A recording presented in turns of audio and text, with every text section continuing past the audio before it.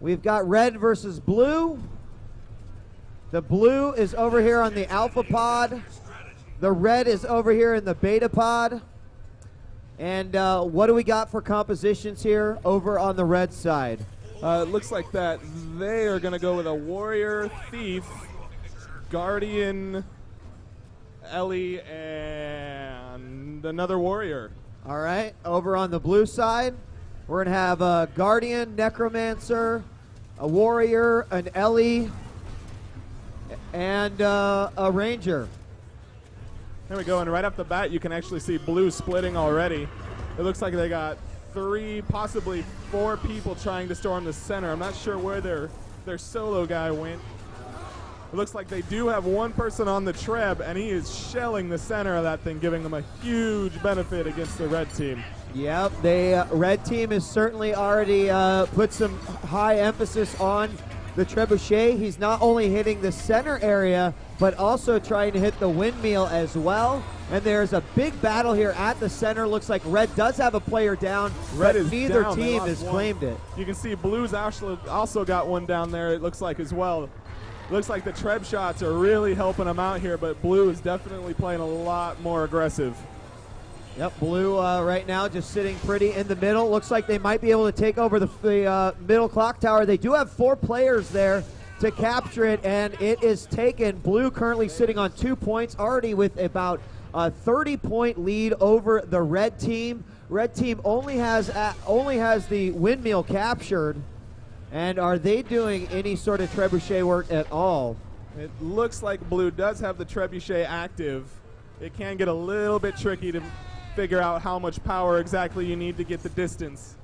I saw them kind of practicing before the, before it actually began. You can get on it and just kind of fire away. It won't have any sort of effect, but trying to figure out what that perfect power is to actually get the right hit. So right now, 74-40.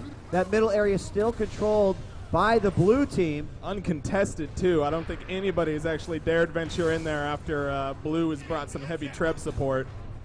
And do they even have anyone guarding it at the moment? They don't, so red team could actually waltz right in and take the clock tower if they wanted to. Trying to destroy the trebuchet. Looks like a tornado just got pulled out at the trebuchet, and it's going to start throwing everybody around it. Although with 3 red people there beating on 1 blue guy at the trebuchet, it's looking pretty grim for blue. Oh, he goes down, but on the plus side, he's still got 3 red people there instead of them going out and capturing points, which means blue now controls all 3 capture points. And that means that there are going to be a lot of points awarded to the blue team rather quickly. Obviously, the more control points that you actually have in your possession, the quicker you are going to get points. You can already see them massing up almost 100-point lead, 157-59. There they've breached the 100-point mark, and the red team really, really needs to grab one of these points. Yeah, the red team really needs to make sure that they're using their treb to their advantage, and they're all focusing on the same point that the treb is shooting at. A lot of time was spent trying to get it so that way the blue trebuchet was taken out, but they sent everybody there to do it, and it just took too much time. It looks like the mansion is at least under contention by the red team. It would be at least one small step in towards getting back some sort of a lead, but right now it's a neutralized, and it looks like they're just now beginning to capture it. Looks like the center point like also blue is taking it back now. They are. Center point has been neutralized now as well, so red's definitely got a presence on the map. They just need to make sure that they can get these points and defend them now. There's only 1 blue at the center point. It looks like the red team did have 2 players there. Here comes the other player. No, it's still a one-on-one situation, so there's the second player from red. If they could control this center, they'd be in a much better position. Here comes a 3rd and 4th player from red. They need to eliminate this player and capture this point as quickly as possible.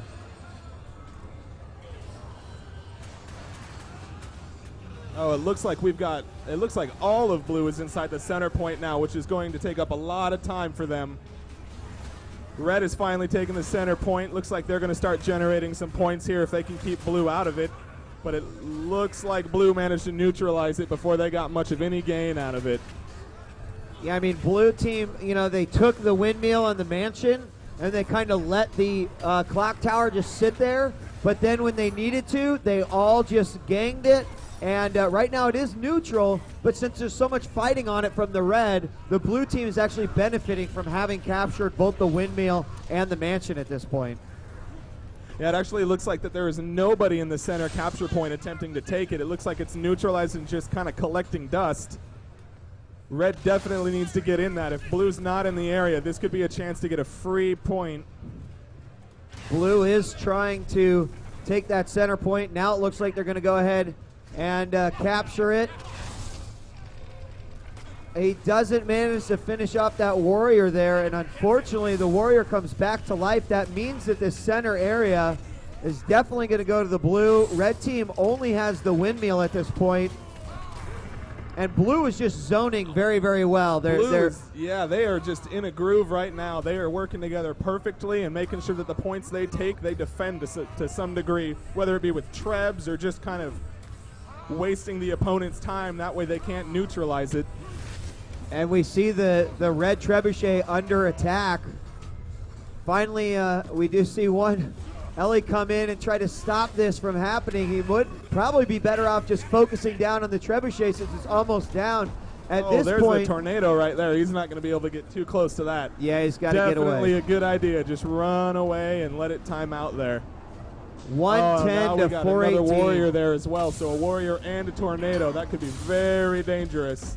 Oh, thrown over the edge, takes massive fall damage there. However, at this point, focusing on that blue player is not really beneficial to them, just considering the fact that they're nearly 300 points behind. And unless they have all 3 points, I don't see how they could come back from this deficit. Killing a player does generate a small amount of points, but when you got to take 4 or 5 minutes to cut him down, it's just not going to work too good at all. You really got to hack him down quick, and you got to keep moving. Right now, red does control the center, and the mansion is currently being picked up. I'm not sure. I think the blue team is on it. Looks like red is actually starting to get mobile again. They're generating a lot of points. I'm wondering, though, if it's just a little bit too late. They need to definitely start blocking all of blue's capture points and really start getting some kills here. Well, there's 25 points for the capture of the mansion, and that is going to make it 142 to 460. And at this point, with both the outside points not even getting touched, I don't think that there's anything that the red team can do here. There we go. Here's a revive here. Quickly going to turn what looked like a 3-on-3 into a 4-on-3. And another stomp onto the blue team. But too little, too late, I think. Definitely getting back into the motion, but it looks like that it is just going to be a little too late. Just goes to show. Middle point once again. There it is. Celebration by the blue team with a dominating win over the red team, 500 points to 164 points. Brutal. It was pretty brutal. Combination of not only controlling the points, but also they used the trebuchet early on to gain the point advantage with the various control points. And from there, they just kind of shifted. They did decide to go a little bit more with a safety in numbers strategy where once they did the initial damage with the trebuchet, they would send the 3 guys out to 1 point, and it seemed almost impossible for the red team to get anything. Yeah, blue was really doing a great job at taking those points, and I'm not sure if it was just the defensive aspect that they played or the mobility that they had, but they were really quick to react. And in this kind of setup, when you're wasting your opponent's time and they're not actually capturing anything, it just sets them up. Well, and I got to tell you, one of the things that I noticed, the big difference between the blue team and the red team in that last battle was that the blue team was incredibly, they were communicating. They were much more